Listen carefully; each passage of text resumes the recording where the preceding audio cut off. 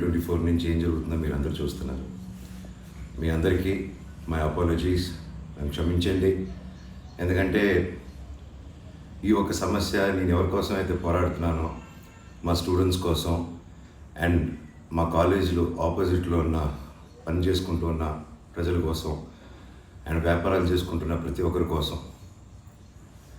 And నేను first నుంచి దాని మీద మాట్లాడుతుంటే అది తప్ప డైవర్షన్ చేస్తూ నా మీద అటాక్లు చేస్తూ నా కుటుంబ సభ్యులను లాగుతూ నన్ను ఒక మనిషిని ఎన్ని విధాలుగా ఇబ్బంది పెట్టాలో అన్ని విధాలుగా ఇబ్బంది పెట్టేస్తున్నారు.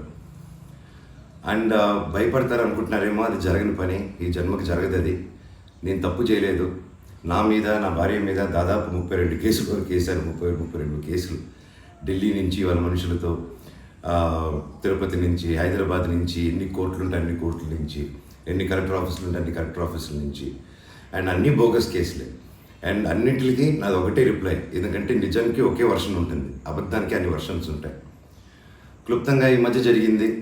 నేను ఫస్ట్ ఏం చెప్తున్నాను, వీళ్ళు బౌన్సర్స్ చేసుకొని మా వాళ్ళందరినీ కొడుతున్నారు, అక్కడ ఊరు వాళ్ళందరినీ కొడుతున్నారు, స్టూడెంట్స్ని కొడుతున్నారు అని నేను చెప్తూనే వస్తున్నాను. నేను అలా చెప్తూ ఉండగా నేను రాయచోటికి ఒక ఫంక్షన్కి వెళ్ళినప్పుడు ఆ ఫంక్షన్లో ఇక్కడ ఉన్న వాళ్ళందరూ వచ్చి ఒక వ్యక్తి రాకుండా ఇక్కడ వ్యాపారం చేసుకుంటుంటే ఆయన స్టోర్లో దూరి వస్తువులన్నీ ధ్వంసం చేసి కొట్టేసి అక్కడ ఉన్న స్టూడెంట్స్ని కొట్టి అద్దాలన్నీ పగలగొట్టి ఆ వీడియోస్ అన్నీ వచ్చాయి బయటికి.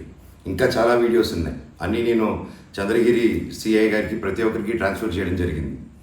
ఓనర్ ఇంకా కనిపించలేదు, ఆయన ఏమయ్యాడో ఎవరు దీంట్లో ఉన్నారో తెలియదు. కాకపోతే వచ్చి కంప్లైంట్ అది చూసిన వాళ్ళు వచ్చి కంప్లైంట్ ఇస్తున్నా కంప్లైంట్ తీసుకోలేని పరిస్థితి. కంప్లైంట్ రాసిస్తే కంప్లైంట్ బాగాలేదు, ఇది బాగాలేదు, సో ఇంకోటి రాసుకోరండి. ఒక 3 రోజుల తర్వాత కాదండి చెప్తున్నంత కంప్లైంట్ అంటే ఇంక 3 రోజులు అయిపోయింది కదా, ఇంకెందుకు అంటే ఇన్ని రోజులు నేను కొట్లాడుతున్నారని చెప్తూ పోరాటం జరిగే మధ్యలోనే ఇలా వచ్చి అటాక్ చేసుకుని ఎవడేం చేయలేరు ఇక్కడ అని ఒక మాబ్క్రసీ జరుగుతుంది. అండ్ నిన్న రాత్రి కూడా నాకు ఇంటెలిజెన్స్ నుంచి మా హాస్టల్లో ఉన్న సురేష్ అన్నకి ఆ వాయిస్ రికార్డింగ్ కూడా మీకు పంపిస్తాను. ఫోన్ చేసి నేను ఆనరబుల్ సీఎం గారి దగ్గర బందోబస్తులో ఉన్నాను, మనోజ్ గారు అక్కడికి వచ్చారా, ఎందుకు వచ్చారు, మీ హాస్టల్ దగ్గరికి వచ్చారా, ఎఫ్ఐ దగ్గర రెస్టారెంట్ దగ్గరికి వచ్చారా, ఏదైనా ప్రోగ్రామ్ చేశారా. నేను ఆ సార్కి చెప్పాను, సార్ ఇఫ్ ఎనీథింగ్ నన్ను అడగండి. నేను ఆ సార్తో ముందు కూడా మాట్లాడాను, మీరు వాళ్ళని ఇబ్బంది పెట్టకండి, ఎనీథింగ్ ఎనీ టైం నాకు ఫోన్ చేయండి అన్నాను. పైగా నిన్న మధ్యాహ్నం 3-4 అలా జరిగింది ఆ ఫోన్ రావడం, నేను ఆ సార్తో మాట్లాడటం. మళ్ళీ నిన్న రాత్రి నేను ఇక్కడ తెలిసిన వాళ్ళ రిసార్ట్లో ఉంటే ఇప్పుడు దాదాపు ఒక 15-20 ఇళ్ళు ఉంటాయి ఇక్కడ. వాటి మధ్యలో అన్నీ దాటుకుంటూ సైరన్ వేసుకుంటూ 10:30కి వచ్చి నేను నా నెక్స్ట్ ఫిలిం డైరెక్టరు నా సిబ్బంది అందరూ కూర్చొని మేము అప్పుడే డిన్నర్ కూర్చొని తిందామని కూర్చున్నప్పుడు సరే వచ్చారు.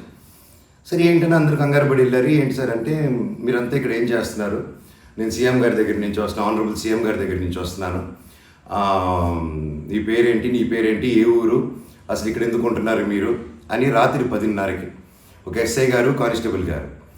అండ్ నేను వెంటనే దిగాను కిందకి. సార్ ఏంటి సార్ సీఎం గారు దగ్గర నుంచి వచ్చారని చెప్తున్నారు, what did we do mistake sir, ఒకసారి నాకు చెప్పండి ఎవరు అప్రోచ్ అయ్యారో, నేను వచ్చి కలుస్తాను సార్ అని చెప్పాను. లేదు సీఎం గారు లేదు, నేను బందోబస్తు ఫినిష్ చేసుకుని వచ్చాను అని చెప్పి ఆయన మాట మార్చారు. ఓకే సార్ అంటే మేము దాదాపు ఒక 10-15 మంది ఉన్నామండి ఇక్కడ రిసార్ట్లో, ఒక 3 ఇళ్ళు తీసుకుని ఉన్నాము. అండ్ అందరూ చూస్తున్నారు, అన్ని రికార్డింగ్స్ అన్నీ చేస్తున్నాం మేము జరిగిందంతా.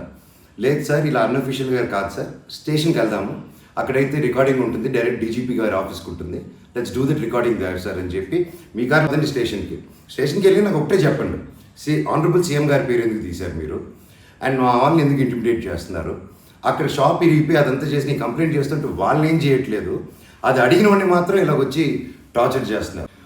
భయానికంటే ప్రేమ గొప్పదండి, అది నేను నమ్ముతాను. అండ్ నేను మళ్ళీ చెప్తాను, జరిగింది ఇది. అండ్ నేను అక్కడికి వెళ్ళిన తర్వాత పోలీస్ స్టేషన్కి నేను నా కారులో ఎక్కి స్టేషన్కి వెళ్ళాను. వెనకెళ్ళి ఎస్ఐ గారు వస్తున్నారు.